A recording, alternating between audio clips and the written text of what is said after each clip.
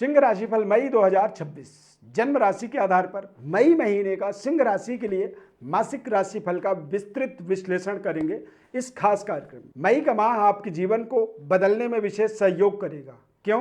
क्योंकि सूर्य, मंगल, बुध, शुक्र 11 मई से लेकर के 15 मई तक ये चारों ग्रह राशि परिवर्तन करेंगे। इनका राशि परिवर्तन होना आपके जीवन में एक नए एनर्जी, ऊर्जा को संचालित करने में विशेष सहयोग करेगा।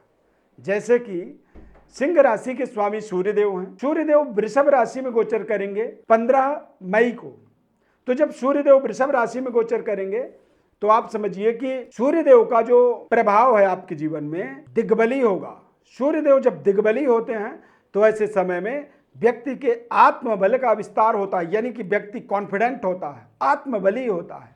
और आत्मबली व्यक्ति असंभव कार्य को भी संभव कर देता है, यानी कि जो आप कभी नहीं सोच सकते थे उन कार्यों को आप भली भांति बड़े सहजता से कंप्लीट कर पाएंगे। बुध का और शुक्र का स्थान परिवर्तन योग बनेगा, यानी कि बुध जाएंगे वृषभ राशि में और शुक्र जाएंगे मिथुन राशि में 14 मई को। 15 मई को बुध का गोचर होगा और 14 मई को शुक्र का गोचर। और सबसे बड़ा गोचर आपके लिए जैकपॉट गोचर कह सकते हैं मंगल ग्रह का। मंगल मेष राशि में प्रवेश करेंगे 11 मई को, यानी कि आपके भाग्य में मंगल के आगमन से आपके जीवन में मंगल ही मंगल होने वाला है अगले एक महीने। यानी कि अगला एक महीना समझ लीजिए कि आप ही आप रहेंगे। आपकी पूरी वर्चस्व जो है आपके आसपास चमकता रहेगा। पूरी विस्तृत विश्लेषण को आप ध्यानपूर्वक देखें, कहाँ पर आपको बेहतर अपनी परफॉर्मेंस करनी है और कहाँ पर आपको सावधानी रखनी है।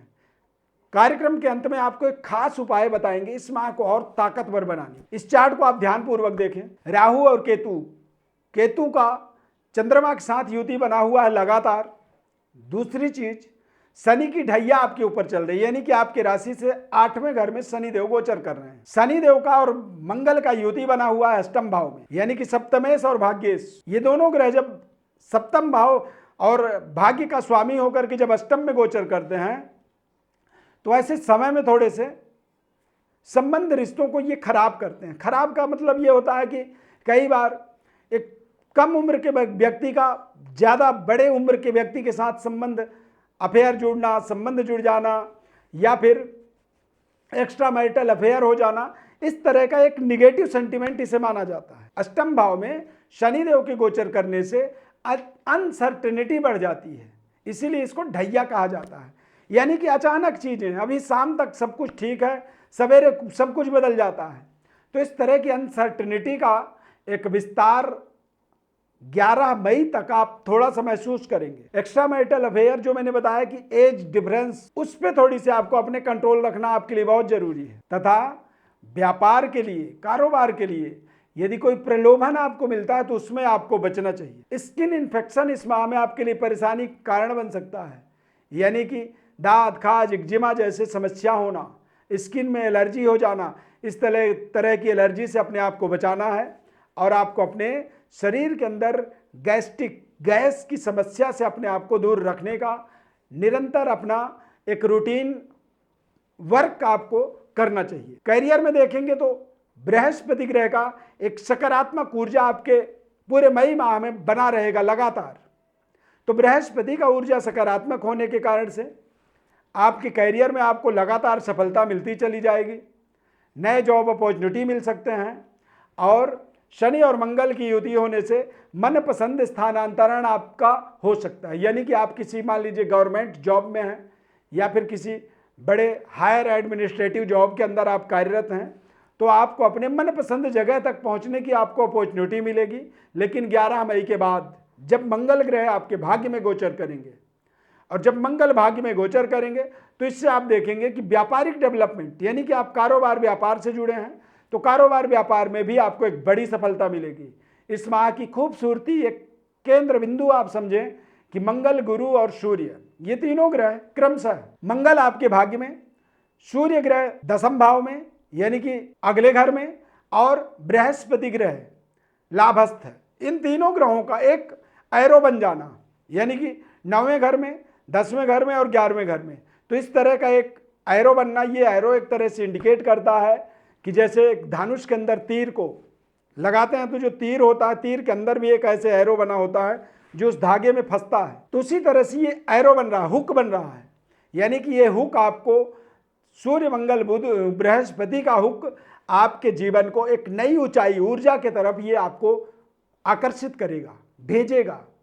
और जब ये तीनों ग्रह आपके लिए एक सकारात्मक वर्क करते हैं तो ऐसे समय में आपके कोई भी निर्णय आपके लिए बेहद लाभदायक हो सकते हैं। राहु केतु के अंदर सारे ग्रह विराजमान रहेंगे तो यानी आंशिक काल सर्प दोष का प्रभाव बनेगा। मतलब आप ऐसे मत समझिए कि बड़ी सहजता से चीजें आपको मिलती चली जाएंगी, विघ्न आएंगे, बाधाएं आएंगे। इस समय में आप देखेंगे तो आपके आसपास आपके शत्रु भी बराबर एक्टिवली काम करेंगे, पर जब शत्रु का पर विजय व्यक्ति प्राप्त करता है तभी उसे विजेता माना जाता है, उसे योद्धा माना जाता है। तो आपको एक योद्धा की तरह एक नई रणनीति को लेकर के अपनी युक्तियों को, रणनीतियों को गोपनीय तरीके से आपको अपनी योजनाओं को सीक्रेट रखनी है, दिमाग में रखना है और अपने योजनाओं को एग्जीक्यूट करना है। मई के माह में आपको एक बड़ी भारी भरकम सफलता कारोबार व्यापार में भी आपको मिलने वाला है और करियर में आपको मनपसंद स्थानांतरण, उन्नति, तरक्की। और इस माह में आप देखेंगे कि आपके संबंध रिश्ते जुड़ सकते हैं, नए संबंध रिश्ते आपके जीवन में भाग्योदय का अपॉर्चुनिटी कर बनेंगे, अवसर बनेगा।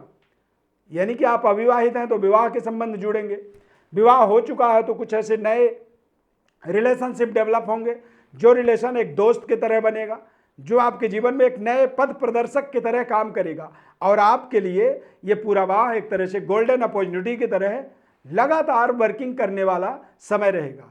सूर्य दशम भाव में गोचर करेंगे तो इससे आप देखेंगे कि पैतृक विरासत का ग्रोथ होगा, नवनिर्माण कार्यों में आपको सफलता मिलेगी, नए घर में गृह प्रवेश करेंगे, पुराने पूर्वजों के बनाए हुए घर को तोड़ के नया घर बना देंगे, या फिर पिता के द्वारा बड़े धन का ऑफर, लाभ आपको मिलना और उस धन के द्वारा आप अपने पूरे परिवार की डेवलपमेंट, उन्नति, तरक्की की योजनाओं पर लगातार आप काम कर पाएंगे। और यदि ऐसा होता है तो यही आपके लिए गोल्डन अपॉर्चुनिटी बन सकती है। देश विदेश में रह रहे हैं तो राहु सप्तम भाव में गोचर करेंगे। यदि आप एक्सपोर्ट इंपोर्ट से जुड़े हुए हैं, बाहर से सामान मंगाते हैं और उसका क्रय विक्रय करते हैं, या फिर देश से विदेश भेजते हैं, तो इसमें जो रुकावट थी वो इस माह में दूर हो सकती है। यानी कि कारोबार के संचालन में भी आपको बड़ी सफलता मिलेगी। इस माह की खास उपाय ये करना चाहिए कि आप हनुमान जी की विशेष आराधना करें। ओम नमः शिवाय पंचाक्षरी भोलेनाथ के महामंत्र का जप करें और मंगलवार के दिन हनुमान चालीसा का पाठ करें, हनुमान जी की स्तुति करें, या फिर आप हनुमान जी को प्रसन्न करने के लिए हनुमान जी के मंदिर में जाकर के राम रक्षा स्तोत्र का पाठ करें। जब हम हनुमान जी को राम जी की स्तुति सुनाते हैं, राम जी के स्तोत्रों का पाठ करते हैं, तो इससे हनुमान जी की अपार कृपा हमारे जीवन में हो जाती है। अपने बारे में और आप विस्तृत विश्लेषण जानना चाहते हैं तो आप हमारे व्हाट्सएप नंबर पर अपनी बर्थ डिटेल्स लिख करके भेज सकते हैं। हमारे द्वारा आपको संपूर्ण विश्लेषण निःशुल्क रूप से हम बताएंगे। निःशुल्क रूप से बताने का मतलब ये होता है कि जब आप अपने बारे में समझेंगे, अपने जन्म कुंडली की पूरी स्थिति को, सिचुएशन को आप समझेंगे, तो फिर आप अपने जीवन में महत्वपूर्ण उपाय भी कर पाएंगे, जीवन की समस्याओं का समाधान भी कर पाएंगे। यही हमारा आपके लिए विशेष प्रयास रहता है। सब्सक्राइब, लाइक, शेयर जरूर करें आप हमारे इस खास कार्यक्रम को। यदि YouTube में देख रहे हैं तो लाइक जब करें तो उसके नीचे हाइप का बटन होता है, आप हाइप को जरूर क्लिक कर दें। इससे आप समझें कि आप हमारे लिए प्रमोशन कर रहे हैं हमारे कार्यक्रम का। आपका एक हाइप जो होता है YouTube, गूगल इसे अपने आप प्रमोट कर देता है। Thank you for watching. जय श्री राम।